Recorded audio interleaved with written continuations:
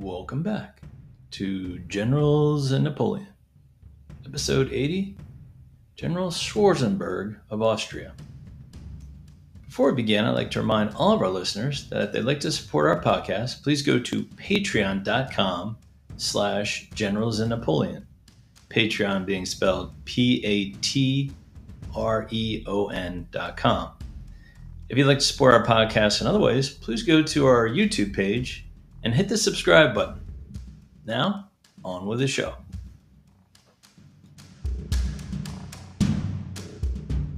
We have another terrific guest on the line today. We have David Hollins joining us once again, all the way from the border of Scotland, right, David? Yes, we're about 50 miles north of the border, sort of halfway between the border and Edinburgh. Okay. And for those of you who aren't familiar with David, we did an episode not long ago on, was it Archduke? I think it was Archduke Charles. Yeah. Yep. And who are we talking about today? We're talking about a guy that I've wanted to do an episode on him for a long time. Who are we talking about today? We're talking about Carl Philipp Fürst zu Schwarzenberg. He's one of the few, really, that's in a command position all the way through the wars, right from the Turkish wars, through the Revolutionary Wars, right through to 1815. And he was the overall commander during the defeat of Napoleon in 1814. Mm-hmm. And you and I were talking before we jumped on the call. He almost strikes me as an Eisenhower type character because he doesn't get the notoriety of Wellington or Blucher, but he was just as important in the defeat of Napoleon. Why do you think he doesn't get the publicity as some of the other generals? He's very much the model for Eisenhower in terms of having to manage the politicians in a coalition who may have conflicting priorities, as well as managing the army. Mm-hmm. But I think he gets overlooked. I mean, it's partly because he died quite soon after. He died in 1820. Right. So he wasn't able to write a memoir or anything like that. Mm-hmm. And also, I think there was a certain amount, perhaps, of a feeling that he hadn't finished the job, and that when Napoleon came back for the 100 Days, and so the Waterloo rather overshadows everything else. Of course, once you get into the 20th century, the Germanic and Russian contributions to the wars tend to get a little bit pushed aside. And so he's been unfairly forgotten about, despite leading a much larger army to defeat Napoleon at Leipzig and chasing him back to Paris. Yeah. He did have a major victory at Leipzig. He also had a major loss at Dresden, and he also served under Napoleon for a little bit. So there's a lot of facets to this guy that I'm looking forward to jumping into. Let's go right ahead and talk about his early life. He was born in April 1771 to Johann and Marie Eleanor. What do we know about his childhood? Well, the Schwarzenberg family are what they call magnates. They're the really top nobles. They had owned a lot of land in Bohemia, which is now the Western Czech Republic, and parts of Hungary and southeastern Austria. And they had a very close relationship with the ruling Habsburgs. They were one of these big families that the Habsburgs relied upon. So he was brought up with a fairly typical education to prepare himself to serve the monarch. And this is the Austrian Empire. Yeah, the emperor. So it's a mixture of things to build up his sort of physical strength and military abilities, as well as academic subjects, French, maths, history, classics, religion, all these kinds of things. Mm-hmm. And his main tutor was a guy called Franz Josef von Hasslinger, who would later be a senior official to Emperor Joseph II. And there was another chap called Meyer from Vienna University who taught him philosophical subjects, and then Bauer, who taught him mathematics. But on the military side, he particularly excelled as a horseman, and he was a good shot as well. So that, and also, of course, when you go to all these dues at court and all the rest of it, so he had to learn sort of dancing and fencing and all the sort of things that aristocrats went in for. Yeah, and I read that he had health problems throughout his life, but when he was younger, he kind of built up his strength so he could serve in the military, which is particularly grueling on your body. Oh yes, yeah.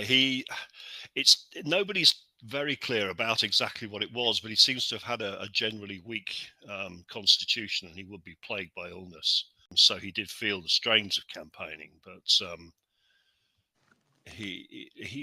yes, he was strong enough for the campaigns, but it rather took its toll on him more than on others. Yeah, and he works his way into entering the Austrian Royal Cavalry in 1788. So he's only about 17 at this time.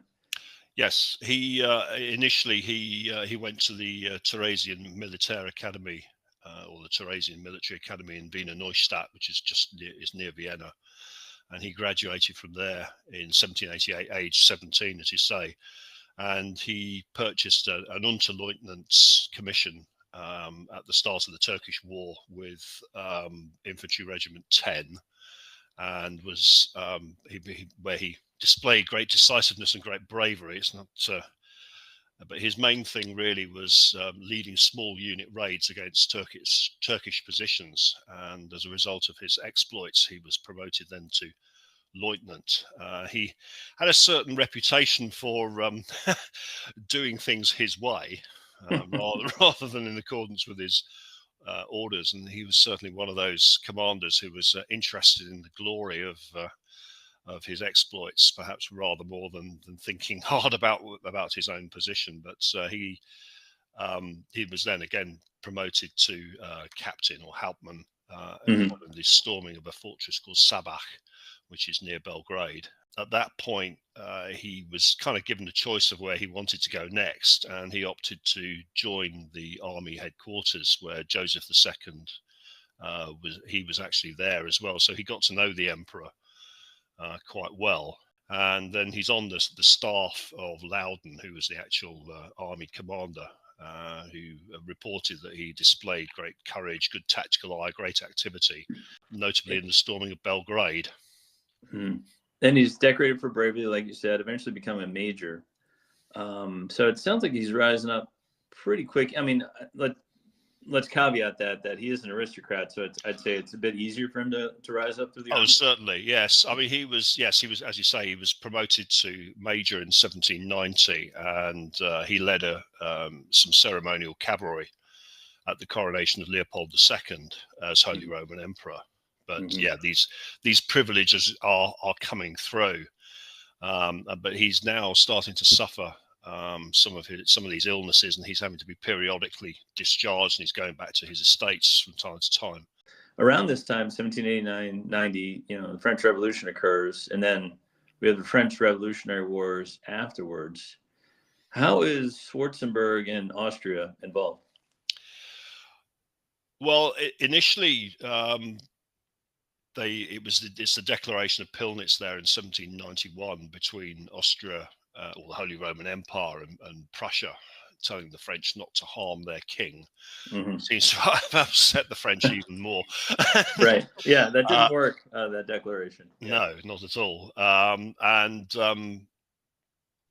But they went in for, so the Allies invaded France, or tried to invade France,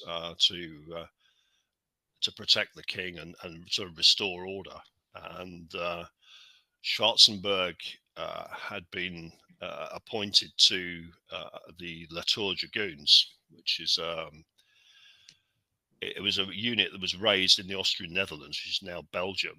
But it's an elite unit, right? It was an elite unit for its service in the 7 Years' War, and he got a pretty cold reception from the other officers precisely because they thought he'd only got the job because of who he was, and of course he's only 20 at that stage. Yeah, and it's kind of a double-edged sword, because you get promoted easier, but you almost have to prove yourself twice as more that you're actually capable. Yeah, I mean, initially, when the fighting began in the Austrian Netherlands, he didn't get many opportunities to prove his skills, although he did lead a successful attack on the outer defences of Philippeville. And he's very much his particular skill is sort of small actions. But he didn't. He was. I think he was quietly kind of pushed out of the La Tour Dragoons, and he transferred. He transferred to a new unit, the Ulan Freiwillige, which are volunteer Ulans from Galicia. And at that point, he suffered a fall from his horse, to which many ascribed some of his later problems. But he led the Ulans at the big Austrian victory at Neerwinden on the 18th of March in 1793.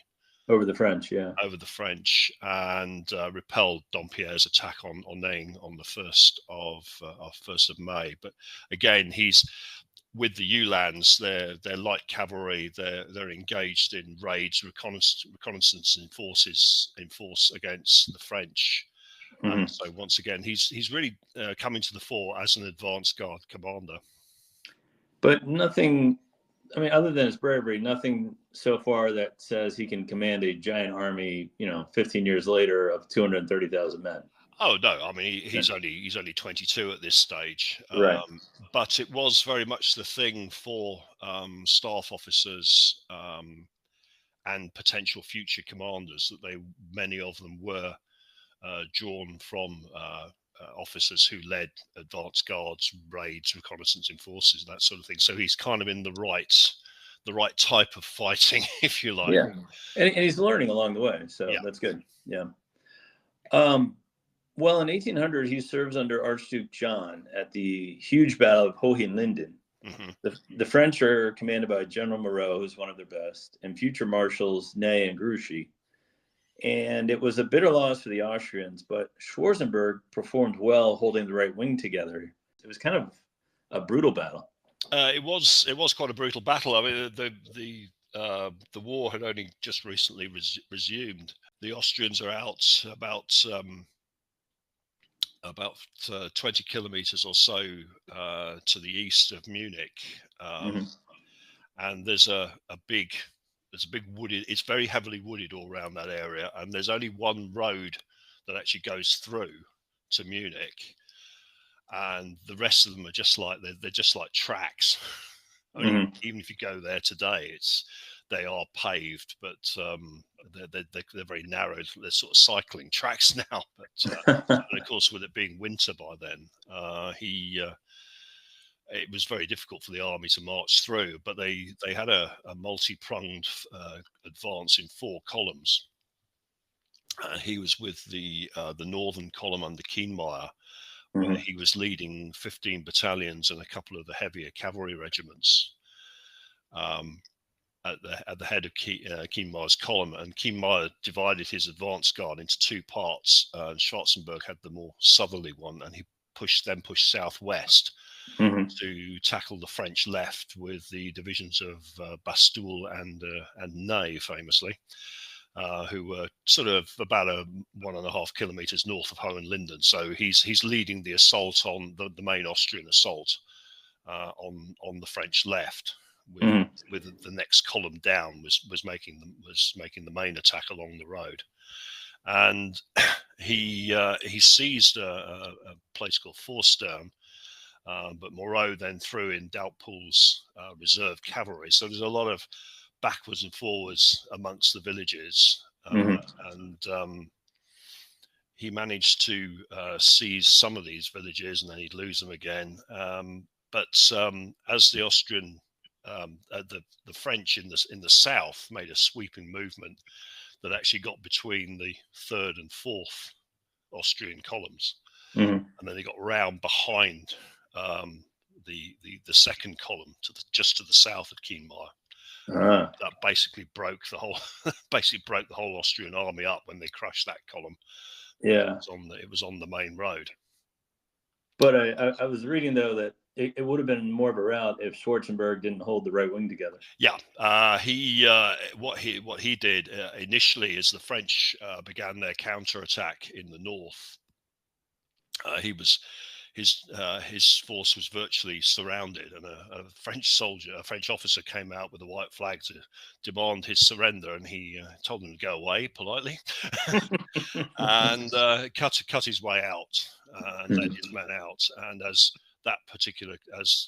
his force was still in reasonably good order, he was able to form enough units from Kienmeyer's column to form a rear guard to protect the rest of the Austrian army, which had basically just broken up. Got it. Okay. Well, together with Napoleon's victory at Marengo, Napoleon secures his throne in 1800. Peace is declared shortly afterwards, and Schwarzenberg gets married around this time to Marie Anne von Hohenfeld, Hmm. with whom he has three sons. What do we know about his personal life? He actually married her in Vienna, January 1799, just before Ah, the campaign. But he came back from the campaign, and again, um, things had kind of taken their toll on him a little bit. He retired to his estates in Bohemia, and that with his wife, and they had three sons there, born in 1800, 1802, and 1803. right. And And he I think it's important to note that the Schwarzenberg lineage is still active to this day. Oh yes, yeah. Carol Schwarzenberg, who is he's part of the main line from Karl's brother Joseph. He was the Czech foreign minister for a couple of periods there around 2010. Mm-hmm. But in 1804, the title was kind of split, so that Joseph Schwarzenberg is the first von Schwarzenberg, i.e., he's got the main title. But Carl Philipp was made the first zu Schwarzenberg. It means it makes his family a cadet branch, so they still have a title. Mm-hmm. Otherwise, the title of first or hereditary prince would only go with the main line. So he's got this sort of secondary title.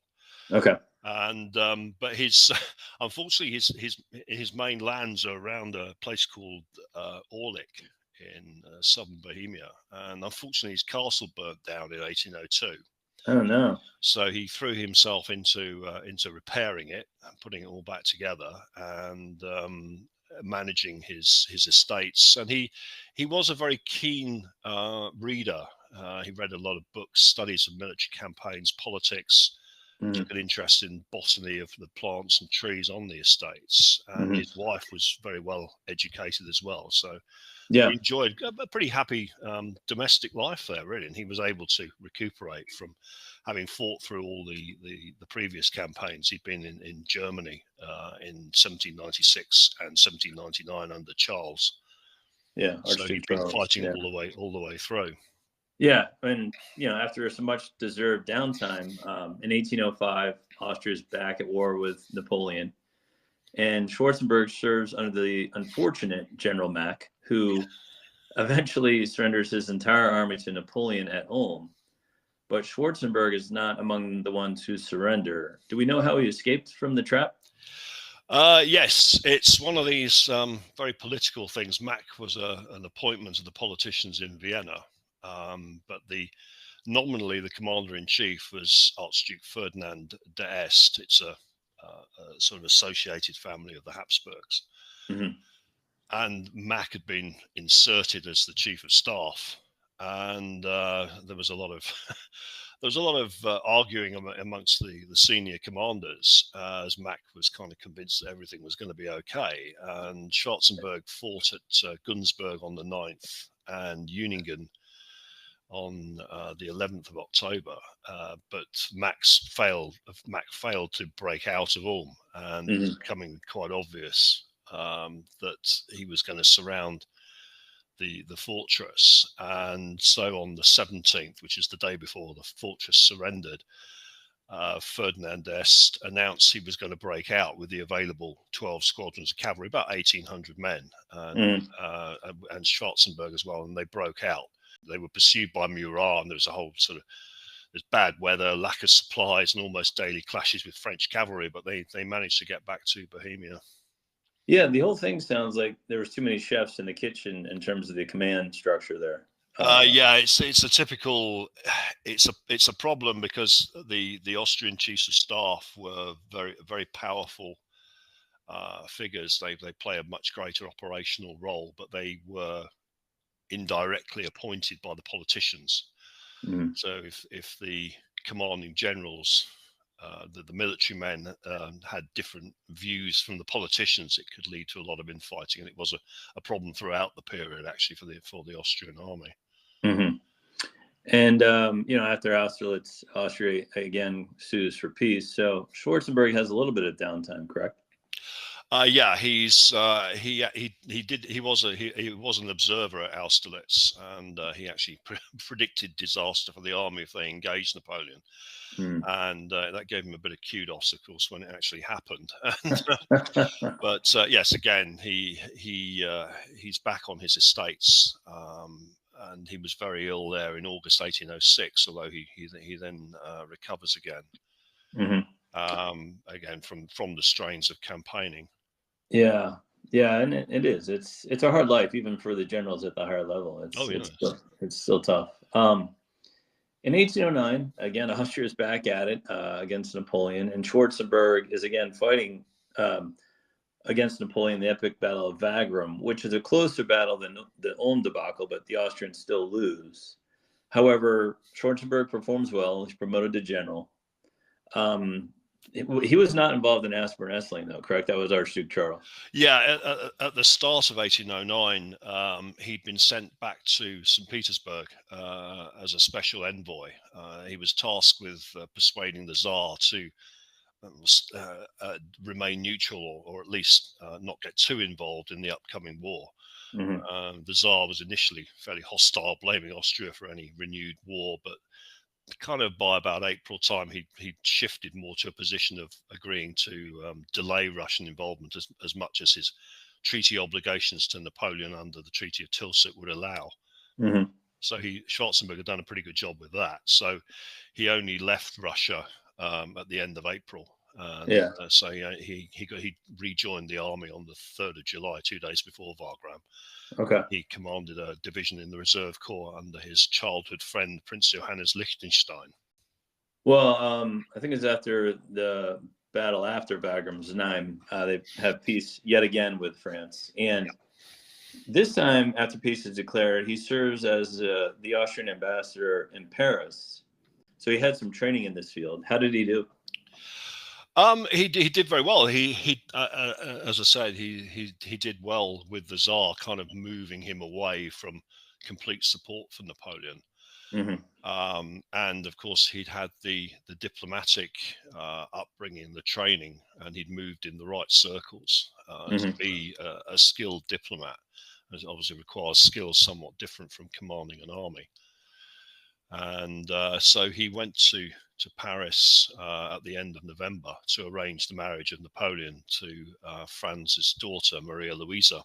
And he got on pretty well with Napoleon, but he did take the opportunity to sort of see where the supports for Napoleon's regime were. The sort of the political support, where he was getting his manpower and his money from, and all that sort of thing. He found out quite a lot about how the French were operating.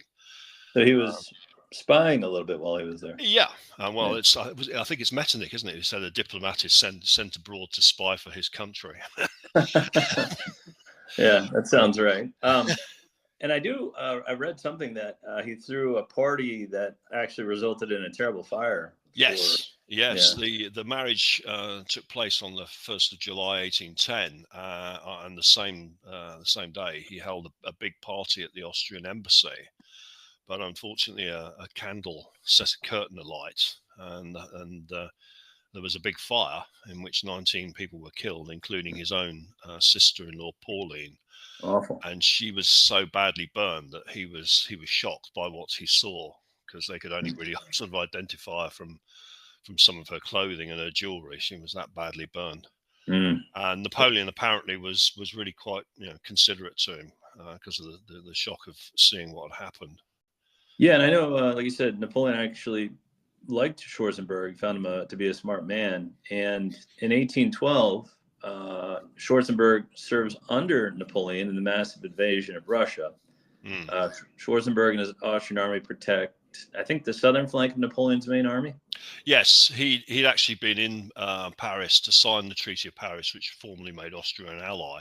And then at his request, after Archduke Charles had refused to command, Schwarzenberg was given command of the 30,000 strong Austrian Auxiliary Corps. And yes, they were protecting the right wing to the south there, sort of around Warsaw. and Minsk, that kind of area. And Rainier had 13,000 Saxons, but they'd been struggling a bit. And so Napoleon gave command of Rainier's corps as well to Schwarzenberg. So he's got the whole right wing, facing about 40,000 Russians under Tormasov. And there were a few battles there. Yes, the big one really was after he was heading from Warsaw towards Minsk, and he attacked Tormasov across some very marshy ground around a place called Gorodechno, I think, which is about 150 kilometers east of Warsaw on the 12th of August. But unfortunately, his attempt to envelop the Russians failed, and Tormasov managed to escape, knowing that more Austrian troops would be arriving. But it did have the effect that the southern flank was then secure, and Napoleon could head for Moscow. Although Schwarzenberg, it depends who you read. I mean, he pulled back westwards towards Warsaw because he thought that's what Napoleon was most concerned about.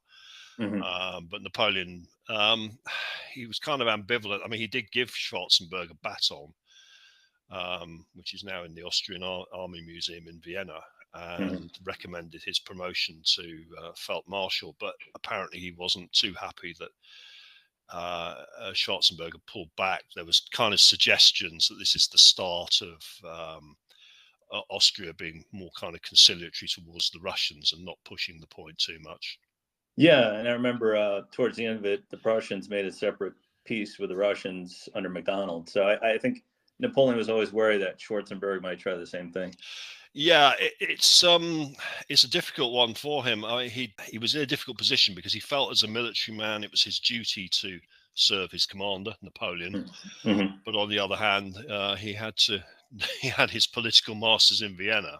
Right. And he kind of went down a kind of middle way there and withdrew on the Austrian magazines. But that, in effect, he was then protecting the rear guard of Napoleon's army, and it probably made the Russians a little wary of pressing Napoleon's army as they came after him.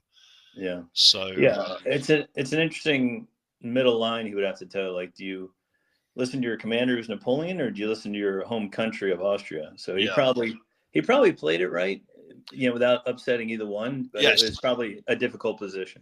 Yes, it's a case of really kind of keeping people at a distance, but securing his magazines. And then he fell back and just kind of remained fairly inactive around a place called Pultusk. And then in 1813, he marched back into the Austrian part of Galicia and handed command over to Fremont. Well, in 1813, 1814, on the Allied attack on Napoleon now, Schwarzenberg is eventually given the overall commander, appointed the overall commander of 230,000 men. How did he get this appointment? Because there was probably many generals who coveted this role. Yeah, he had been back in Paris in April 1813, pressing Napoleon to seek peace whilst Austria was still officially neutral. So he was still on good terms, but he kind of gave up with that fairly early in the May. Many of the former commanders, Austrian commanders, and the Tsar wanted Archduke Charles to take command, but the court politicians they didn't want Charles there, and so they kind of whispered in the emperor's ear and reminded him of Wallenstein in the 30 Years' War, the overmighty subject, because they were pretty confident they were going to win this time, and they didn't want all the glory to go to Charles. And they persuaded the emperor to issue a general decree that none of the royal princes take any part in the war. So that pushed Charles out without sort of directly criticizing him. And it was on Metternich's advice that Schwarzenberg was appointed commander of the Austrian army, assembling in Bohemia in May. And they then also took on Radetzky as the Austrian chief of staff. Well, while we're talking about this big Allied offensive, let's talk about the Trachenberg Plan, which yes, was developed allegedly by Schwarzenberg and former French Marshal Bernadotte, who's now on the Allied side. What were the details of this plan? Well, it's kind of it's more of an evolutionary process rather than kind of one meeting. Hmm. The Prussian chief of staff Scharnhorst was supposed to have been involved in it, but he was already dead by the time Yeah. the Prussian and Russian monarchs met at Trachenberg in mid-July to agree the plan. Hmm. Bernadotte and Jean Moreau, who'd gone over to the Allies from the French, advised not tackling Napoleon himself. Hmm. Um, And to attack his marshals to attack instead. the marshals, to weaken Napoleon, because of the danger, of course, if you engage Napoleon himself in a big set piece battle and Napoleon wins, Hmm. obviously you run the risk of some of the nations will perhaps abandon any coalition, because they were all waiting to see what Austria was going to do, because Austria was still officially neutral at the time. Yeah. But the Allied, the Austrian chief of staff, Radetzky, and his planning staff in Vienna they kind of come up with the same kind of approach. Hmm. Although this is more because of the Austrian political priorities of kind of just pushing Napoleon back, not absolutely destroying him as the Prussians and Russians wanted to do. But Yeah. that kind of folded nicely into the Trachenberg plan. And that the plan, as it eventually came about, was there would be three armies, and they would only engage the marshals. If Napoleon came towards any of them, whoever it was would fall back, Hmm. and the others would then attempt sort of to get across Napoleon's rear or his lines of communication, and then just generally force him back. I think it's a clever plan because, with Napoleon, you usually had the Imperial Guard, and the French troops usually fought way harder under Napoleon. However, they somehow forget this plan and they lose terribly at Dresden. But at the Mm. same time, they defeat Oudinot and Ney outside of Berlin, and they beat McDonald, I think, at the Kotzbach. So it does Mm. work a little bit. Oh yes, I mean, well, Dresden was a classic case. Austria had joined the coalition in August, Hmm. and Schwarzenberg wanted to hold off. He came out. He was in Bohemia again, and he was heading in towards Dresden. But he wanted once he knew that Napoleon was actually in Dresden, he didn't really want to attack. Hmm. Uh, but the Tsar and the Allied monarchs pressed him to do so, Hmm. and of course he was defeated quite badly Yeah, by Napoleon in very bad weather. didn't end Uh, well. Yeah, yeah. yeah, but beyond that, yes, I mean, as Napoleon would initially he tried to uh, deal with Blucher, Hmm. and but when he went off that way, the Austrians would try and get round behind onto his communications. But Hmm. over time, the Allies then start pressing in, and Hmm. Napoleon did have another move against Blucher in the north. He had about 63,000 men, and Hmm. Bernadotte was not far away with the Army of the North. It's another Hmm. 67,000. And they're in the north, facing the main army in late September. And Schwarzenberg then moves against Murat, so it's following the plan. As Blucher fell back, Schwarzenberg engaged Murat and pushed him back towards Leipzig. Right. And now, since you brought up Leipzig, they kind of get away from the plan because that's where Napoleon is, and it's a giant 3-day battle. Mm. And Schwarzenberg does a fine job kind of directing the onslaught that really had so many different fronts and almost like tentacles to it. It's almost hard for any historian to wrap their heads around it because it was like, uh, just a massive battle. I think Mm. thousands, many tens of thousands of people died. How would you summarize this battle? Well, it is the culmination. It was the point at which they finally decided it was that they were strong enough to defeat Napoleon, but it was going to be necessary to manage Blucher, Bernadotte, and Schwarzenberg, who had the main force coming in from the south. as well as Bennigsen, who was laying siege to Dresden at the time. He had another 40,000 men. Mm-hmm. And initially, Schwarzenberg is pushing Murat back on the 14th of October, and there's a big cavalry battle at Liebert-Volkwitz, Mm-hmm. 12,000 cavalry. Schwarzenberg himself led a cavalry countercharge at one point in that one.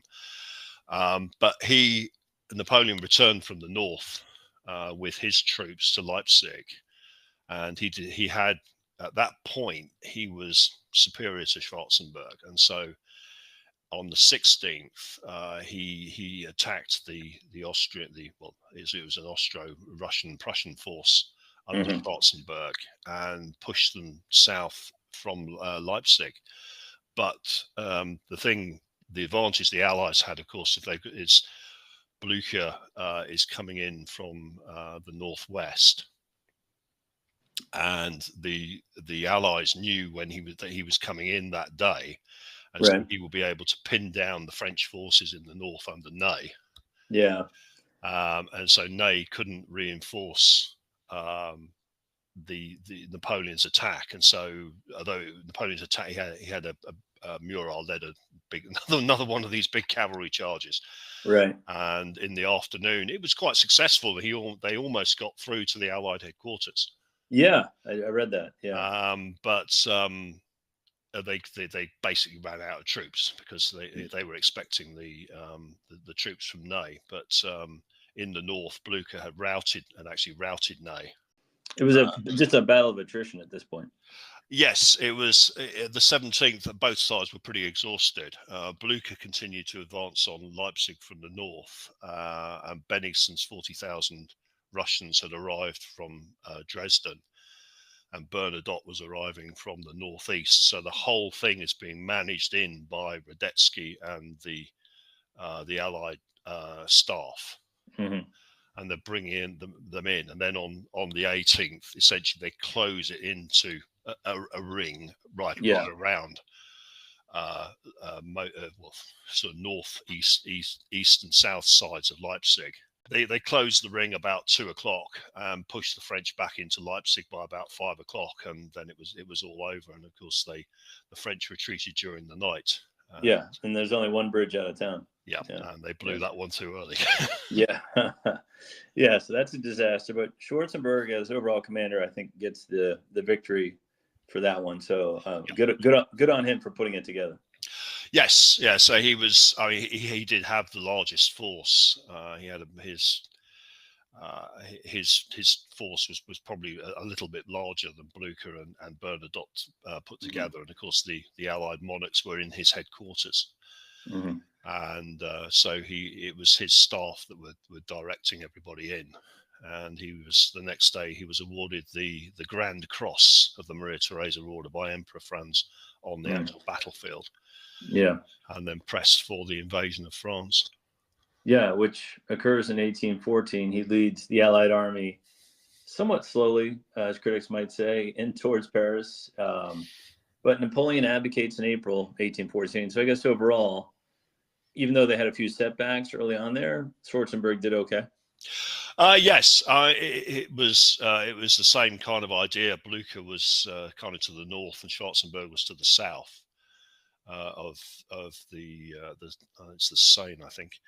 And although Napoleon, of course, had his famous 6-day campaign where he fairly smashed up the Prussians, that enabled Schwarzenberg then to. He goes for the communication, Napoleon's lines of communication, to take the pressure off Blücher. And he realized he was aware that Napoleon had got as far as Reims on the 14th of March. And there's a road sort of due south from Reims down to Troyes, which is about 60 kilometers to the south where Schwarzenberg was. And so Napoleon turned south, and there was a battle, fairly indecisive battle at Arcis-sur-Aube, which is the main one for Schwarzenberg, on the 20th, 21st of March. But then Napoleon made his mistake. He he then headed east to try and cut the Allied communications, both Schwarzenberg and Blücher, but of course that left Paris open. And so Schwarzenberg defeated Mortier at Frères-Champenoise on the 25th of March, and by the 31st of March, they were in the Allies were all in Paris. Yep, and it's pretty much all over, or is it? Because we all know that Napoleon comes back in 1815 during the 100 Days. What role does Schwarzenberg play here? I know he's not at Waterloo. Well, he was. I mean, he was showered with decorations from the European countries, and he had he'd been made the president of the Hofkriegsrat, which was the Austrian sort of military administrative body. And he was kind of around the Congress of Vienna, and he did lead some of the opposition to Prussian demands to be given all of Saxony. He, again, the rigors of campaigning meant he spent most of his time back on his estates. But when Napoleon returned in May 1815, he worked out a plan. Again, it's a kind of a coalition plan, but they're probably more optimistic, I suppose, than the Trachenberg plan. He worked out a plan with Wellington, who was also at the Congress, and Schwarzenberg was appointed commander of the Austrian forces this time, and he divides his army in two, commanding the army of the Upper Rhine himself. And he led them through Western Germany into France, but there was no serious fighting for him, and he just entered Paris for the second time on the 17th of July. And he stayed there for a few months, but then went back to Vienna to resume his duties as president of the Hofkriegsrat. Okay. And Napoleon again abdicates and is sent off to St. Helena. But Schwarzenberg, unfortunately, his health begins to really fail after 1815. What happens to him in 1817? Well, in 1817, he suffered a stroke, which left him partially paralyzed, as often as you may know from people that suffer strokes. That's often what happens. And then 3 years later, he decided he'd go for a little trip around the old battlefields, and he'd visited Kulm and Dresden, but he was actually on the Leipzig battlefield on the 12th of October. Pretty much on the anniversary. And at that point, he suffered a second stroke, and he died 3 days later in Leipzig on the 15th of October, aged just 49. Isn't that tragic? Like, I mean, the battle claimed its last victim, 7 years after it was fought. Yes, it is quite remarkable what he got through, and yet he didn't even get to 50. Yeah. And Tsar Alexander remarked on hearing his death, quote, "Europe has lost a hero, and I a friend, one that I would miss as long as I live," end quote. Yeah, you wonder if he was just walking around the battlefield thinking of all the friends he lost there, and it just overwhelmed him or something.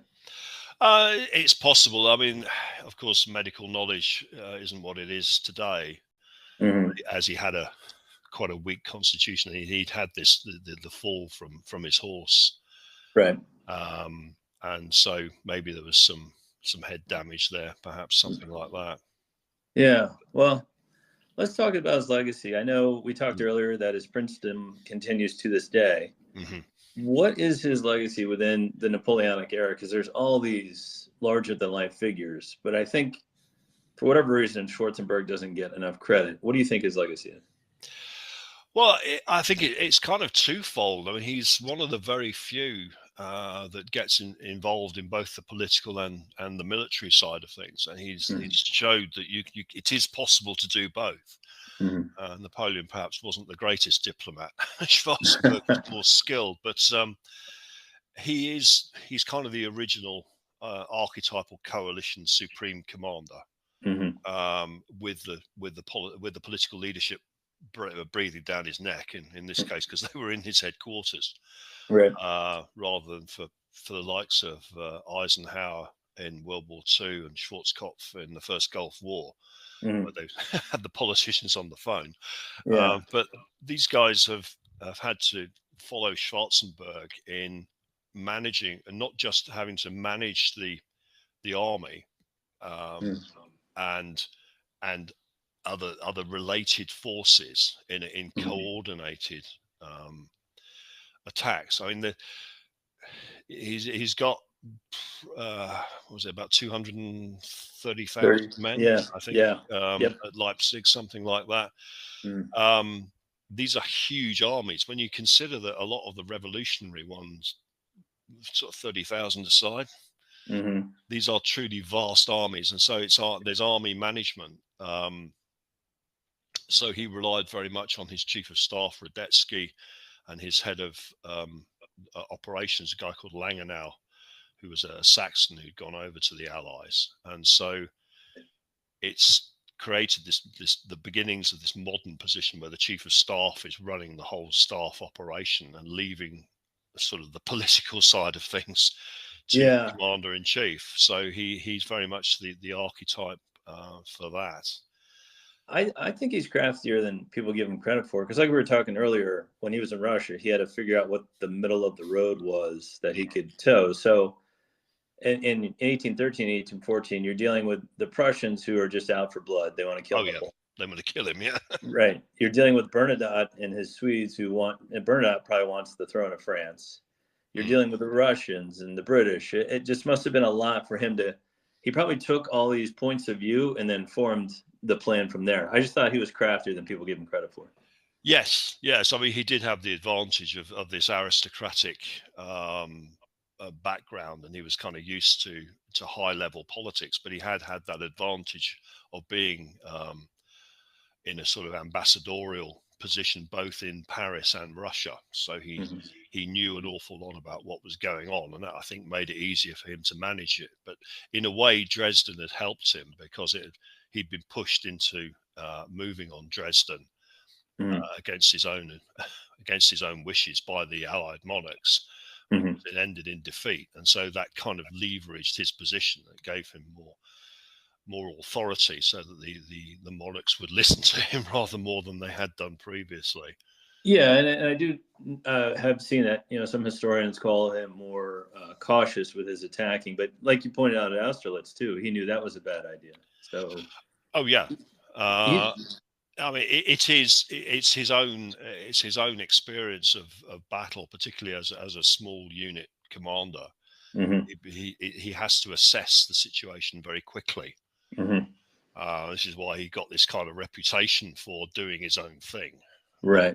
rather than following his instructions.